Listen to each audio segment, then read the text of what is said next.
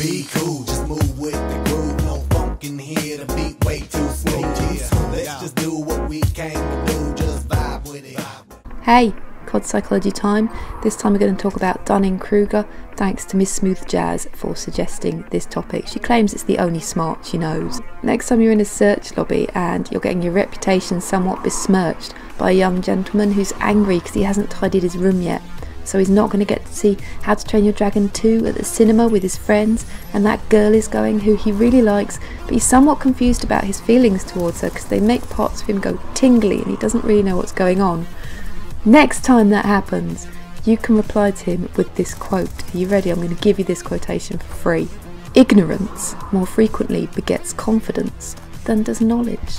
I know, right? He's going to respond with, wow, thank you, madam. I will forthwith leave this lobby and search out my nearest educational establishment to increase my learning and my experience of the world. You have opened my eyes. That little zinger is from a Mr. Charles Darwin, and it relates very nicely to Dunning Kruger, which we're going to discuss today. Also, so does this gameplay. This is the gameplay of it's one of those games where you get to the end and you think, why did they even put the disc in? What were they thinking? Dunning Kruger, I will explain.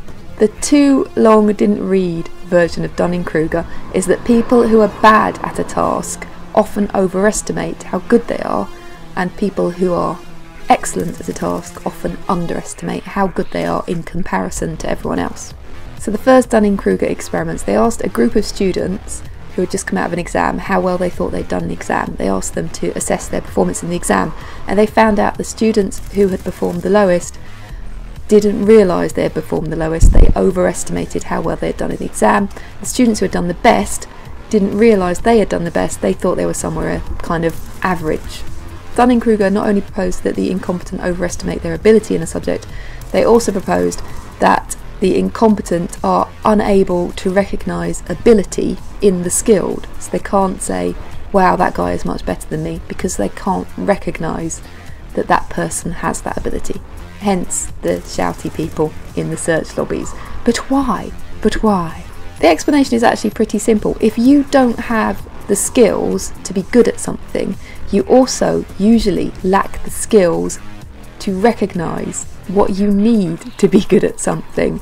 So if you're no good at CoD, you will ignore the evidence of your KDR. You will blame it on lag, you'll blame it on camping, you'll blame it on the maps, you'll blame it on your other team, everything but yourself, because you don't have the accuracy, you don't have the quick reactions, you don't know how to use the minimap to pinpoint the enemies based on your own team's location, you don't know where the spawns are, you don't know when to hunt and when to defuse, you don't know that these really good players have spent ages finding the good angles, timing their sprints, etc. to become that good. You don't have those abilities, so you blame the game is broken, the other team are camping, etc, etc. Dunning and Kruger found that if they trained unskilled people, not only did they become better in the task, but they also became better able to accurately assess their performance. So that is the key in CoD. If you watch the pro players, you'll learn, you'll see what it is they do to be so good. You'll notice them finding the camera, you'll notice them finding the angles, talking to each other, strategically making decisions to win the game instead of just rushing in there and dying like I do. You'll find a billion ways in which you can actually improve your game, and next time you think you're awesome, you actually will be awesome. Well done. But those at the top don't have it perfect. As Dunning and Kruger found, the skilled underestimate their own performance because they think everyone else is finding it easy too. They don't realise that they're finding it easy because they're that good. We've had games like that in CoD, we've all had those games where you've done really well, you get to the end and your team were absolute shit. And you're wearing your backpack, you're staring at the scoreboard, slack-jawed, and you don't know what's going on. Dunning-Kruger, you've done really well, you had a really good game. It's not just that they're bad, it's that you did really well as well. Wrap it up, enjoy it.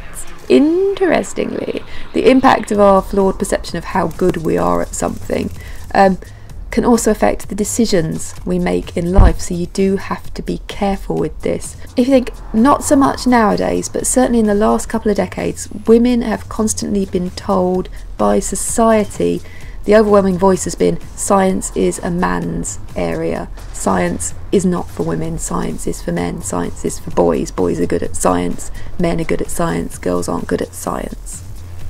So what Dunning Kruger did was they tested male and female students by asking them to take part in a scientific reasoning test. They asked them before to assess how well they thought they would do, and then after the test they asked them to assess how well they had done. All of the women thought they had done worse and thought they would do worse. They thought their abilities were low and they thought their performance was low in the test as well. There was no actual gender difference, no gender difference whatsoever in the results. There was a huge gender difference in the perception of how well they had done. Then Dunning Kruger asked the same students to take part in a pop quiz on the same subject for fun and prizes, and the women were much more likely to turn it down. They said, no, we don't want to do that, because they were thinking, we can't do it, we're no good at science. We've done this test, we've done badly at the test, we can't do this, we're no good at this. So you want to know why there's not more female CoD Pro MLG players? There's loads of reasons, but one of those reasons is also that you have to be a very strong-minded woman to think you're going to be able to compete with the men, because you have been told CoD is a boys' game. CoD is for blokes. Gaming, MLG gaming, that's for boys. That's not for women to do. So you have to overcome that perception of how good you are and that it's not based on your gender to really stick to it and go for your guns. I'm going to leave you with one more quotation, and this one is by W.B. Yeats, and it sums it all up really, really nicely. The best lack all conviction, while the worst are full of passionate intensity. Next time you're thinking how bad you are at anything, be aware that we are not able to accurately assess how good we are at a given task. Try and step back, recognise you're probably better than you are if you think you're bad, and next time that shouty bloke in the lobby is calling your mum all kinds of rude names, realise he's the idiot who's blind to his own inabilities. Go forth and kick ass. Bye. We have Eurogamer coming up for the new games, and for me to meet up with some of my favourite YouTubers and my subscribers and get them incredibly drunk and play drinking games. I mean, behave responsibly because I'm an adult. And here is a picture of me in a tight jumper from my mum because she's proud of what I've become. Be cool, just move with the groove. No funk in here, the beat way too smooth. Let's just